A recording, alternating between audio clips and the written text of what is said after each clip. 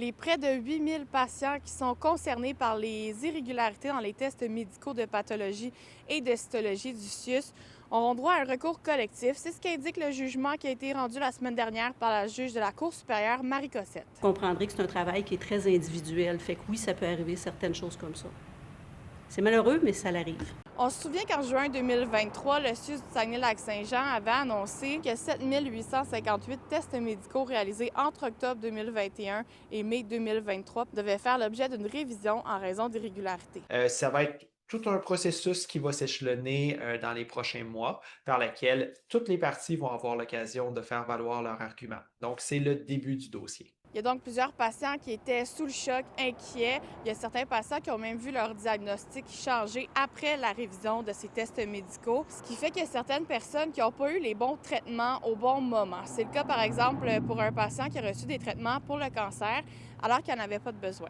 On parle de cancer qui a été diagnostiqué à un moment, en fait, trop tard. On parle de chimiothérapie qui ont été données qui n'auraient pas dû l'être. Donc, non, on parle de conséquences très sérieuses là, pour certains membres du groupe. Donc, dans les derniers mois, devant la Cour, il s'agissait de déterminer si le recours collectif était possible ou non. La juge Cossette l'a finalement autorisé dans la décision qu'elle a rendue la semaine dernière. Pour ce qui est des indemnisations et des dédommagements, ils ont été séparés en 3 groupes.